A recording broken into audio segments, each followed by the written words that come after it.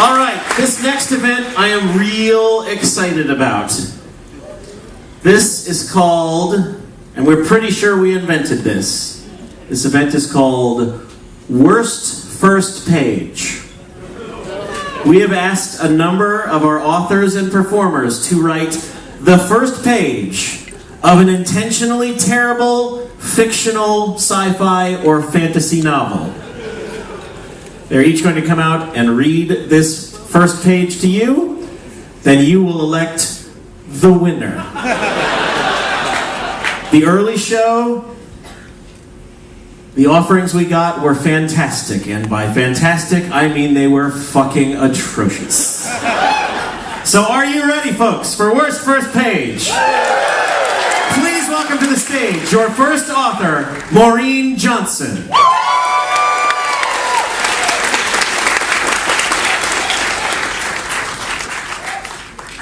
Let's take this very seriously.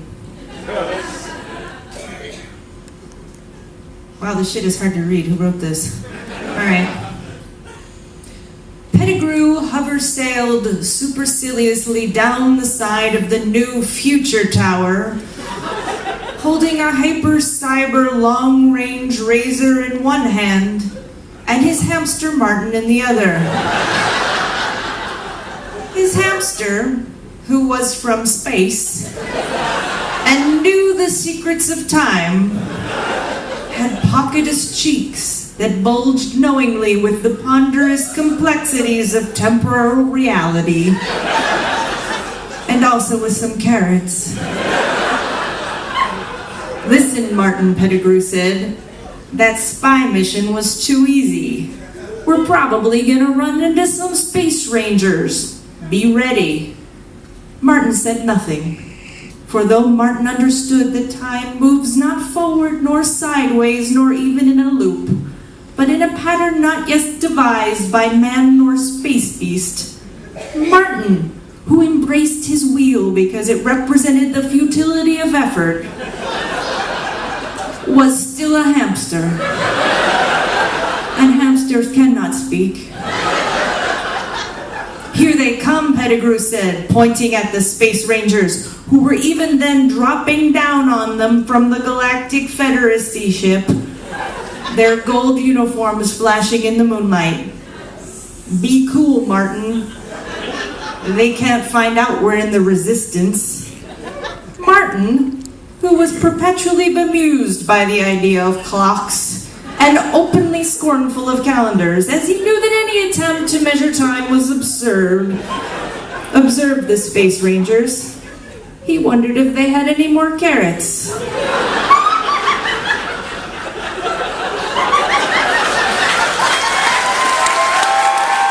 not over. I just looked up. But you can clap. Martin loved carrots. No, it's not over. You guys. I'll signal.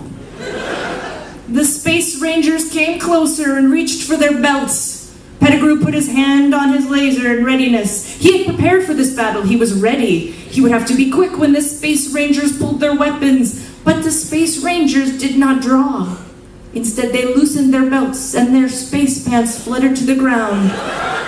Oh, space gods, Pettigrew said. I think they're going to poop on us. Maureen Johnson.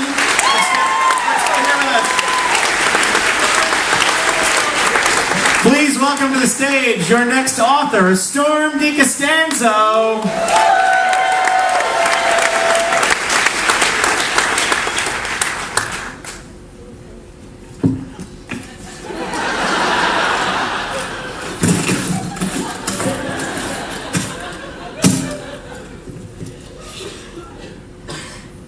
Space for Doubt by Storm DiCostanzo. Chapter 1, a perhaps less than chance encounter. Where does one even start? At the beginning, of course. Or does one? Maybe. But no, perhaps not this time. Maybe. If your name is Janine McQueen, you start on a bridge, over a river, in a city, on a planet whose name is of no consequence, but that one has been to before. perhaps. Waiting for Miles Daxton, a man, perhaps, that one has never met before, but to whom one, meaning Janine, has been instructed to meet at this very appointed time on this very same appointed bridge. Do not concern yourself with the bridge, which in and of itself is not important, and you can ignore it. Never mind the bridge, really. What is important is that Miles will have been found to be wearing a red Daxtonite sham visor once he has been found at all by Janine, which at present has not been the case. And so Janine McQueen stares at the river with one of her two eyes, the other on the lookout for Miles and his or her or its red visor. As she stares and scans, she ponders if she's Janine McQueen at all. She laughs, ha, because if any of the people strolling by were to ask what her name was, she would tell them Janine McQueen. But they would, in fact, still have no idea who she was because Janine McQueen was not her real name. I know, right? But who was she, really? She wondered. Was she Alistair Bangles, the interstellar financier who blew up the pleasure mines of Valangia 4, which led to this terrible intergalactic war? Or was she Hissy Masterson, lead squeetarist of the Abseil Hobos, whose music sparked a riot, that sparked a revolution, that sparked an actual spark, that blew up the pleasure mines of Valangia 4? Later, that is, when he was Alistair Bangles. But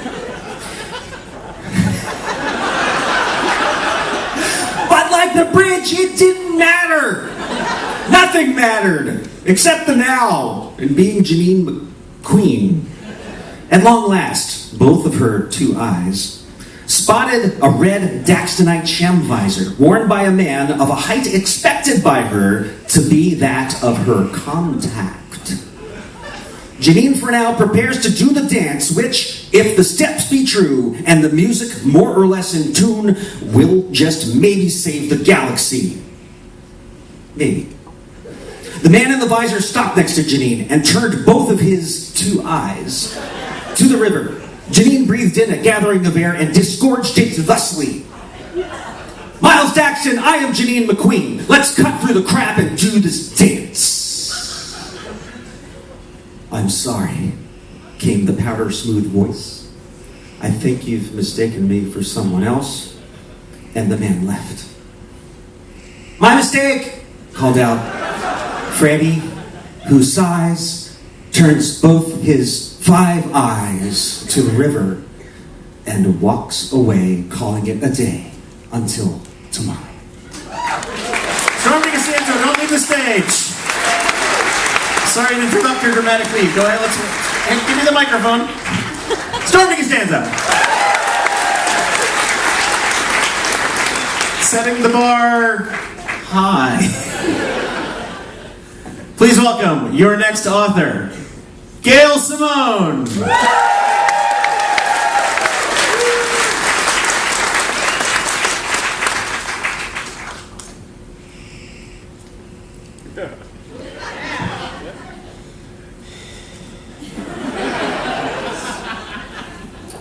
Gray Calamity, or A Thunder of Echoes. The Gray Mountains were misnamed. The sun had chosen to hide behind them just under the horizon, and it lent the great hills a bisected halo, crimson below and summer sky golden above. There were 2 of them, these mountains, twins in all respects, tall enough and deep enough to make traversing a scant few leagues a matter of weeks, not hours, and the cost of one potential life and death, rather than a few calluses to footsore travelers. Entire winter trading parties had taken the path too thin and were found at their final resting place, the bottom of the chasm between the brothers, until the snow melted months later in that brief period between flood and drought. Dumbledore and Gandalf were going at it big time.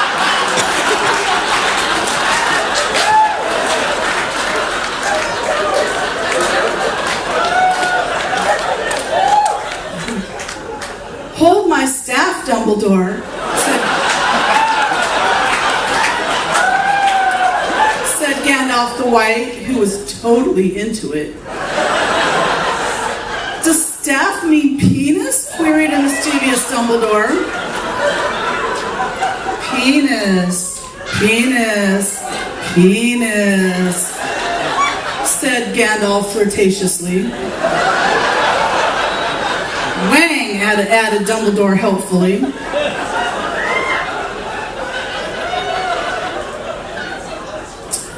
I think it's time that you met the two blue wizards, grinned Gandalf, undoing his robe. Well, I think you should go nuts on my Patron nuts, said Dumbledore.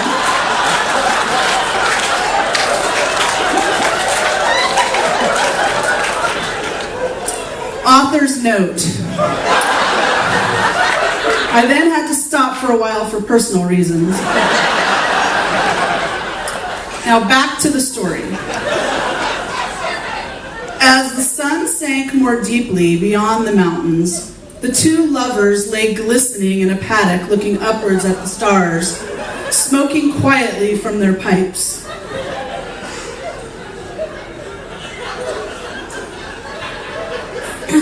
It was like a hobbit hole.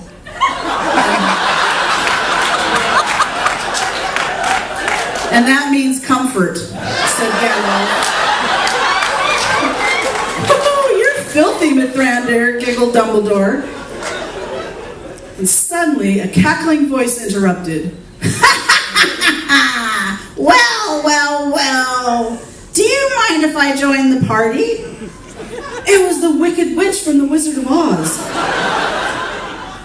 And they all tumbled together in a flurry of pubes, gray, green, and gray.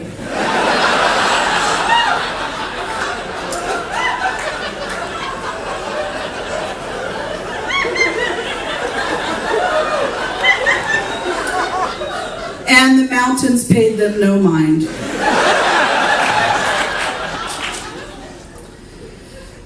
P.S. The mountains were a butt.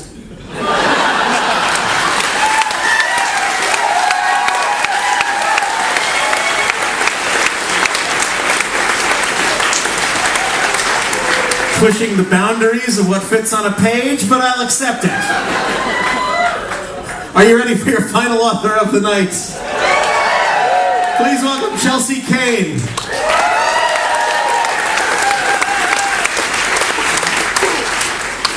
I'm Chelsea, and I'll be competing for second place tonight. My story is called Cryonic Tears Taste Like Honey by Chelsea Cain. The Fazoop carry their young in their foreheads above their third snouts. The pustules appear over several days, increasing in redness and inflammation until a blister forms and then pops, releasing a tiny fetal Fazoop into the world.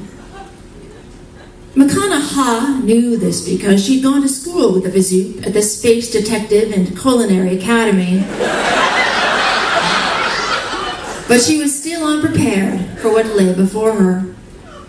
The face of the dead Fazoop had been savagely filleted, revealing the creature's fatty, tangerine viscera. Bits of spongy blue brain matter speckled the interior of the cryonic chamber. Judging by the smell, a salty mix of ammonia and corduroy, the victim had been dead 4 to 6 hours. McConaughey eased the murder weapon into an evidence bag. She was no stranger to the Rest Easy Discount Cryonic Center. It was the cheapest cold storage in the galaxy and a frequent crime scene. But what had led the pregnant queen to seek shelter here? It had been her last mistake. The open maw of her empty forehead womb glistened with traces of placental pus. The crown prince of the Bazoops was missing.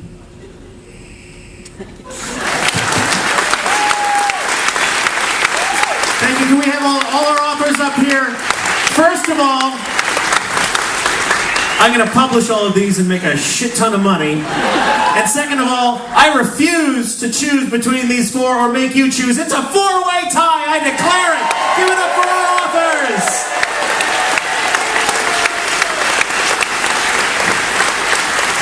Thank you very much, everyone.